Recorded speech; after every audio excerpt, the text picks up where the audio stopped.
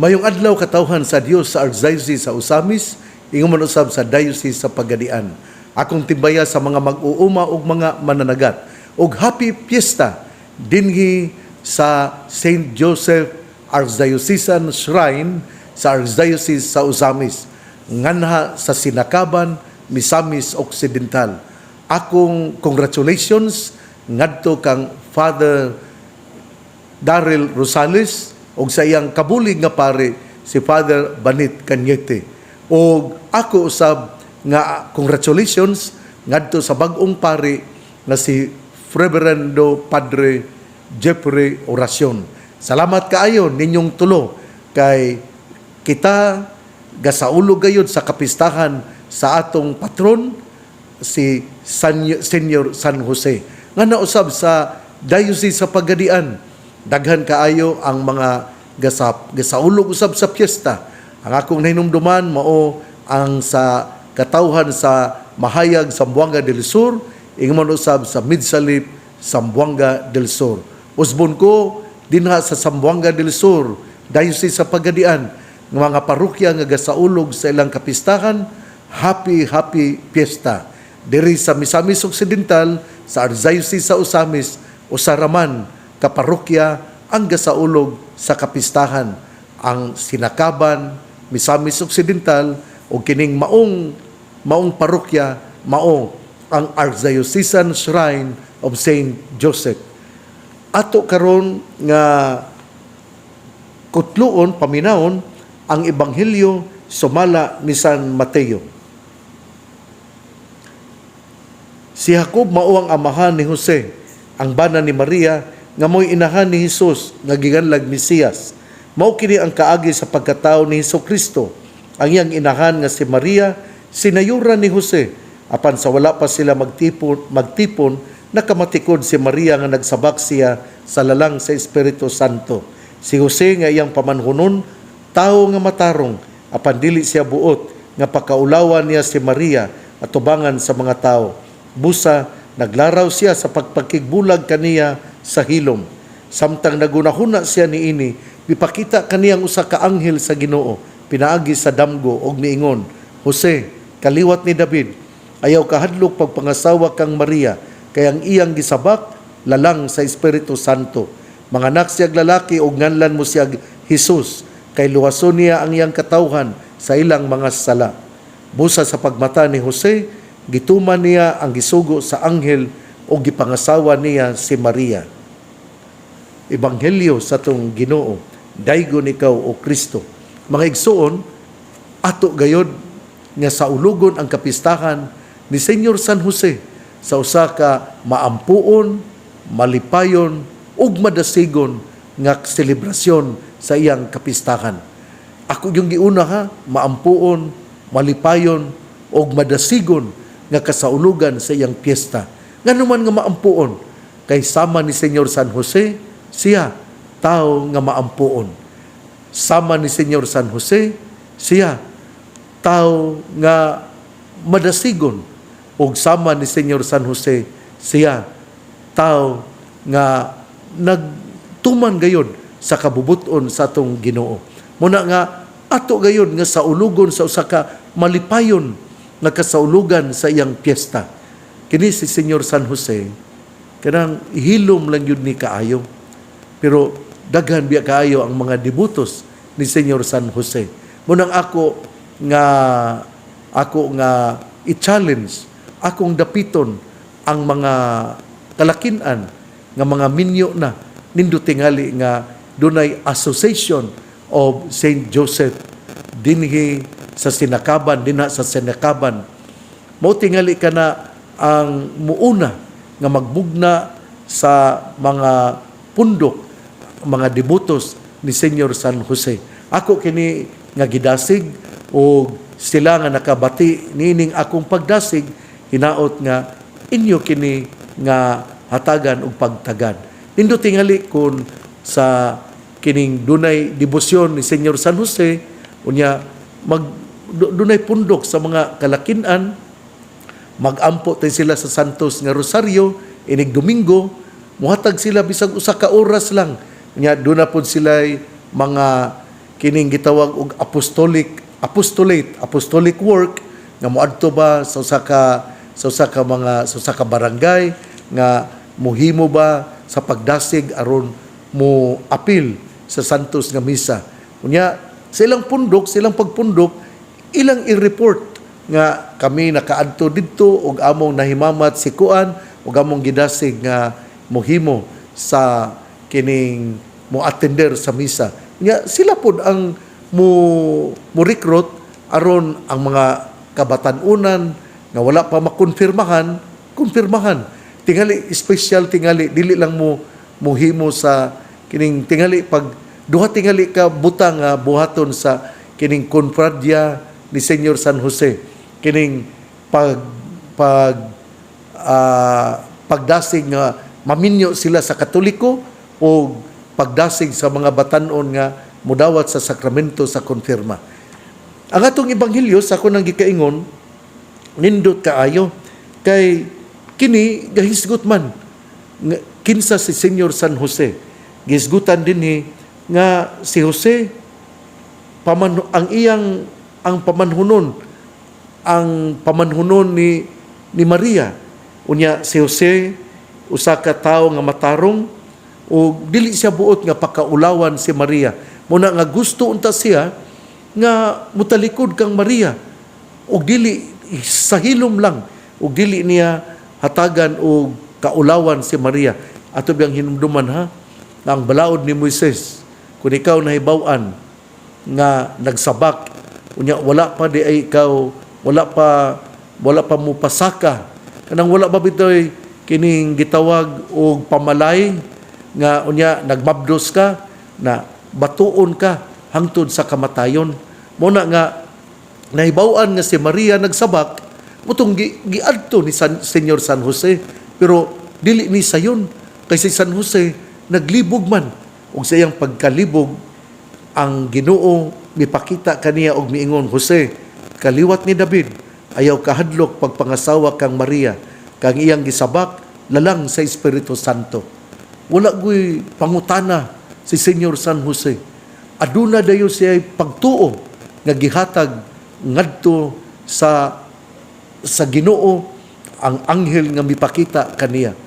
Diha wala gyud siya mingon nga wa siya pangutana, iya lang dayon nga giingon nga pagmata ni Jose gituman niya ang gisugo sa anghel ug iyang gipangasawa si Maria. Kana bitong obedience to the will of God.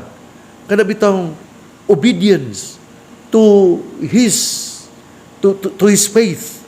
Importante gyud kaayo kana bitong duna gyud tay lawom nga pagtuo. Kay kun duna gyud tay lawom nga pagtuo, mamati man ta. Unya kun duna tay lawom nga pagtuo, ato pod nga puy-an ang atong pagtuo. Ug mao kini si Senyor San Jose. Siya tao nga matarong, dili siya buot nga pakaulawan si Maria.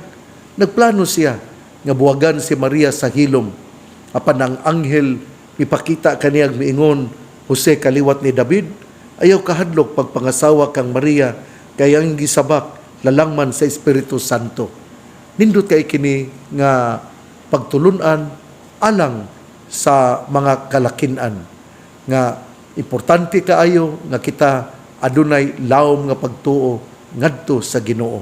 Si Senyor San Jose usa ka karpintero o ginaingon nga as a carpenter Saint Joseph worked with wood. Saint Joseph worked with wood, creating and shaping it into something new and useful. This mirrors God's creative work as seen in Genesis 1, where God shapes and creates the world. Saint Joseph's work as a carpenter can be seen as a participation in God's creative work, highlighting his role as co-creator with God. Carpentry involves building, restoring, and repairing.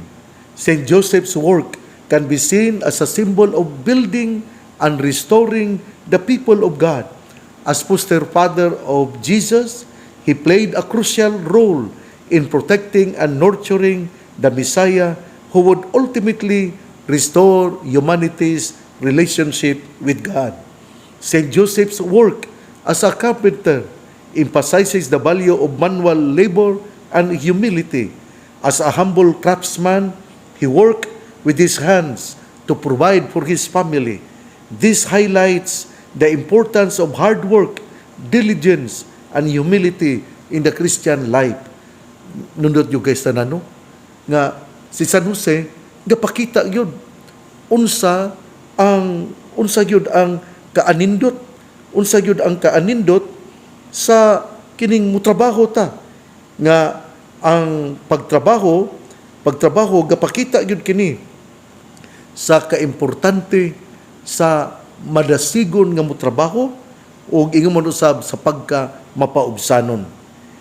Mipadayon ang ako nga gi-research mingon, wood as a material has a rich symbolic meaning in Scripture. The tree of life in Genesis 2, chapter 2 and 3 represent the source of eternal life and wisdom. St. Joseph's work with wood can be seen as a connection to this symbolism, highlighting his role in nurturing and protecting the source of life, Jesus Christ. St. Joseph's carpentry can be seen as a prefiguration of Christ's work. Jesus as the Son of God is often referred to as the carpenter's son. Christ's work of redemption and salvation can be seen as a continuation of St. Joseph's humble work as a carpenter. In conclusion, St. Joseph's work as a carpenter holds significant theological meaning, reflecting his role as a co-creator with God, builder and restorer of the people of God, and a humble servant who nurtured and protected the source of life, our Lord Jesus Christ. Nindot kayo, no? Kanabang nagpakita yun ni sa papel ni San Jose sa pagkahimo nga co-creator with God. Usa siya ka builder, usa ka restorer, o iyang giuli usab ang usa ka pundok sa katawhan sa Dios. Nya mao kini nga ang nakaanindot sa kinabuhi ni Senyor San Jose. Ato pang hinumduman ha, nga si Senyor San Jose, mingaw gyud kaayo dinha sa Biblia. Wala man gyud istoryahe kayo sa Biblia. Pero ato yung hinumduman kining usa sa mga pagtulunan, sayings nga nagaingon, silent water runs deep. Ipasabot nga kining mga tao nga hilumon, doon na kini sila'y lawom nga ikapaambit alang sa kaayuhan sa katawhan. Kay kini sila gahupot o nindot nga mga pagtulunan. Gahupot kini sila o lawom nga pamalandong ug tungod niini makahatag sila og unsay maayo alang sa kaayuhan sa katawhan. Silent water runs deep, meaning nga kita ato gayud nga saluduhan ang tao nga hilumon tungod kay kini siya aduna ni siya ikapaambit nga lawom usab og kahulugan. Mao kini si Senyor San Jose, usa ka karpentero, usa ka tawo nga hilumon, pero kini gapakita nga sa iya di ay pangagihimo, iya di ay nga gitug-an unsa ang iyang kinaiya, nga siya usa ka tawo nga mapaubsanon, tawo nga mohimo og bag-o nga shape, bag-o nga hulagway aron ang ato nga kalibutan mausab. Mao na nga salamat kayo Senyor San Jose. Ang maayong balita nga mong pulong ni Hesus, ang ayang pamation, pamalandungan ug paningkamutan nga mapuy-an. Bulahan siya nga namati sa pulong sa Ginoo, sama siya sa kahoy nga gitanom, daplin sa usa ka sapa, kansang dahon dili gayud malaya. Tempo sa timbunga siya mamunga. Igsuon ugma na usab. Ako di ay nga ipahinumdom nga ato gayud nga puy-an ang pagkapuno sa grasya. O ingon man usab ako nga ipahibalo ang kamatayon sa inahan ni Padre Fred Malalis nga mao si Manang Pising Hospecia Malalis nga siya ilubong karong pitsa 20 ugma sa alauna ang sa kahaponon. Usbon ko pahulay nga dayon ihatag ngadto kang Hospecia Pising Malalis ang inahan ni Reverendo Padre Fred Malalis nga ilubong karong ilubong ugma alauna sa kahaponon didto sa Lower Gumay, Pinyan, Zamboanga del Norte. Pahasubo ngadto ni Father Fred Malalis ug sa iyang banay ug ato pong hinumduman nga daghan kayo og panalangin si Manang Pising kay namatay siya sa edad nga 92.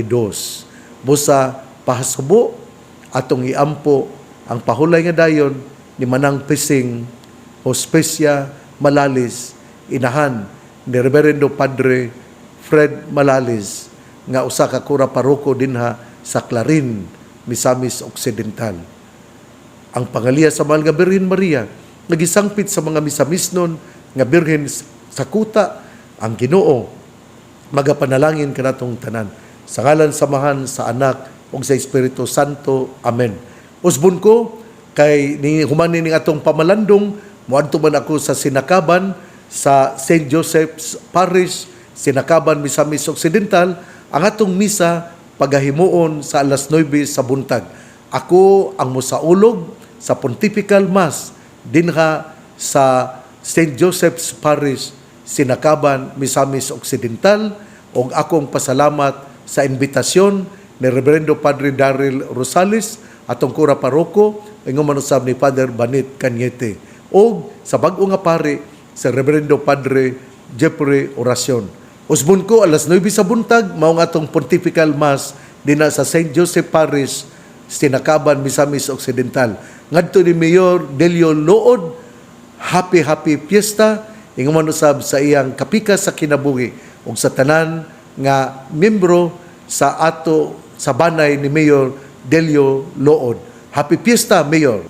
Sa Marso 21 di ay akong pahabol doon na di ko confirmation alas 2 sa hapon din sa Clarin sa parokya ni Senyor Santo Niño, Clarin, Misamis Occidental. Alas 2 sa hapon, adlong Biyernes.